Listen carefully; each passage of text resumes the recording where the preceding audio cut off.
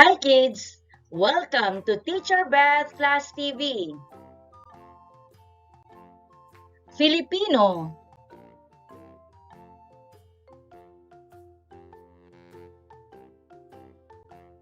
Ngayon ay ating tatalakayin ang pang-uri at pang-abay. Sa araling ito, ating matutukoy ang pagkakaiba ng pang-uri at pang-abay. Handa ka na ba? Pang-uri at pang-abay. Ano nga ba ang pagkakaiba nila?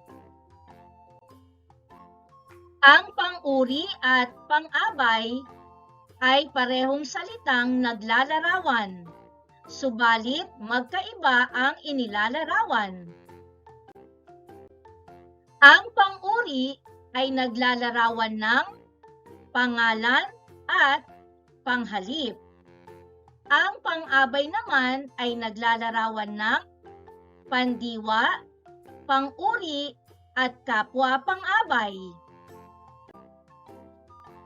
Kaya ating tandaan, kapag nakakita tayo ng salitang naglalarawan, ay hindi agad natin masasabing ito'y pang-uri o pang-abay. Kailangang suriin mabuti ang salitang inilalarawan nito. Halimbawa, ang salitang magaling. Gamitin natin ito bilang pang-uri at pang-abay. Magaling na bata. Ang salitang magaling ay ginamit bilang pang-uri sapagkat inilalarawan nito ang salitang bata at ito ay pangalan. Magaling umawit. Ang salitang magaling ay ginamit bilang pang-abay sapagkat inilalarawan nito ang salitang umawit. Ang umawit ay isang pandiwa. Gamitin naman natin ang salitang malakas sa pangungusap. Gamitin natin ito bilang pang-uri at pang-abay. Ang leon ay malakas. Ang salitang malakas ay ginamit bilang pang-uri sapagkat inilalarawan ito ang salitang leon at ang leon ay isang pangalan. Malakas umungol ang leon. Ang salitang malakas naman ay ginamit bilang pang-abay sapagkat inilalarawan nito ang salitang umungol at ito ay isang pandiwa. Narito ang isa pang halimbawa, ang salitang mabuti. Muli ay gagamitin natin ito bilang pang-uri at pang-abay. Siya ay mabuti. Ang salitang mabuti ay ginamit bilang pang-uri sapagkat inilalarawan nito ang panghalip na siya at ito ay isang panghalip. Mabuting pinag-iisipan ang gagawin. Ang salitang mabuti ay ginamit bilang pang-abay sapagkat inilalarawan nito ang salitang pinag-iisipan at ito ay pandiwa. Muli ating tandaan, ang pang-uri ay naglalarawan ng pangalan o panghalip. Ang pang-abay naman ay naglalarawan ng pandiwa, pang-uri o kapwa pang-abay.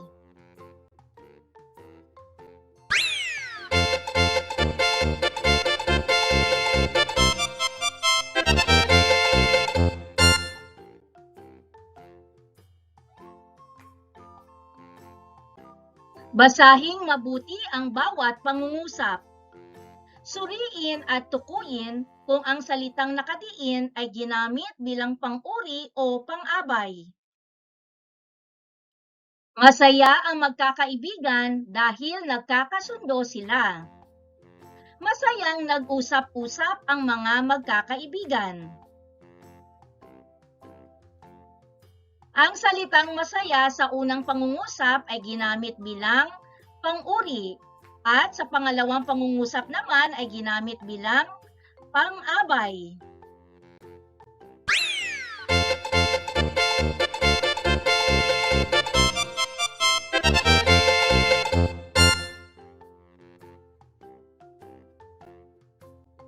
Masiglang gumagawa ng kani-kaniyang tungkulin ang bawat isa. Masigla si Sachi dahil nakakain na siya ng mansanas. Ang unang pangungusap ay ginamit bilang pang-abay at ang ikalawa naman ay pang-uri.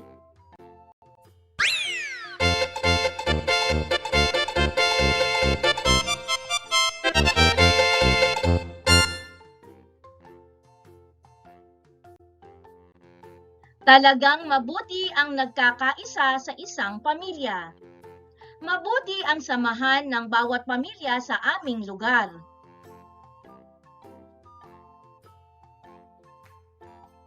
Ang unang pangungusap ay ginamit bilang pang-abay at pang-uri naman ang ikalawa.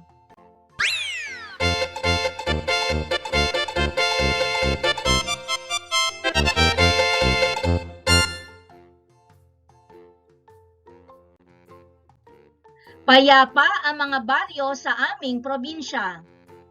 Payapang pinag-uusapan ng bawat isa ang anumang problema. Ang unang pangungusap ay pang-uri at pang-abay naman ang ikalawa.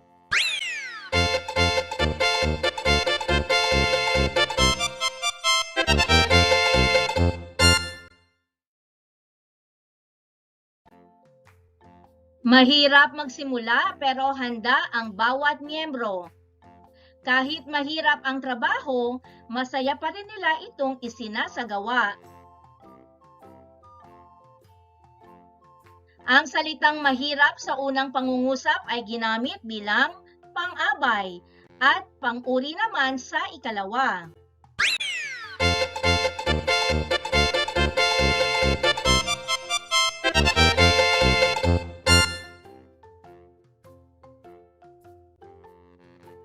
Masaya ang laro ng magkakapatid na Ana, Lisa at Marie.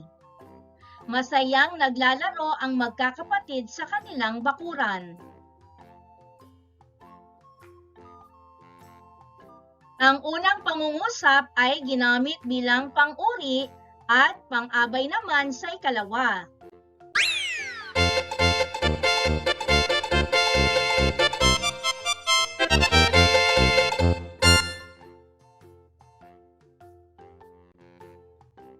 Mahirap makisama sa mga taong mareklamo. Mahirap ang buhay namin sa Maynila.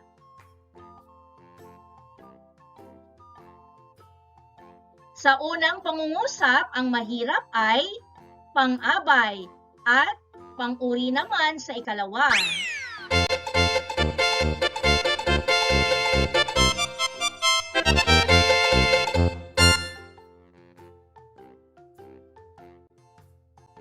Malakas kumain ng kanin ang aking kaibigan.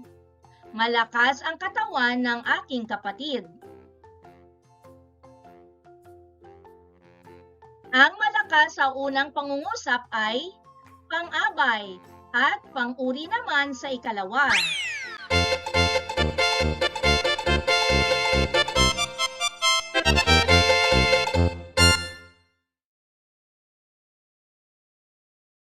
Malabo ang mga mata ni Inay kaya kinakailangan niyang magsalamin.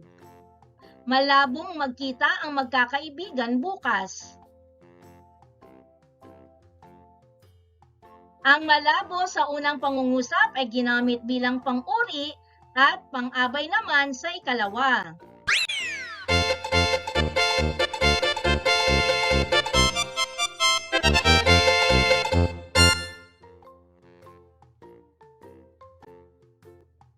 Malambing ang bunso naming si Lance. Malambing magsalita ang bago kong kaklase.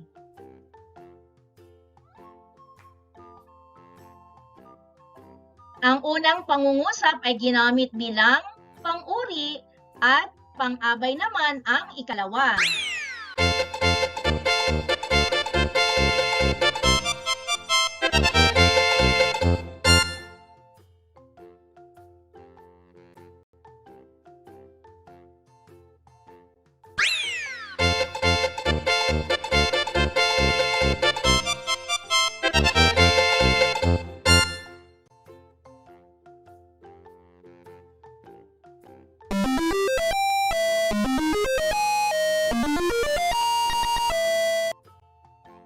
Thank you for joining me.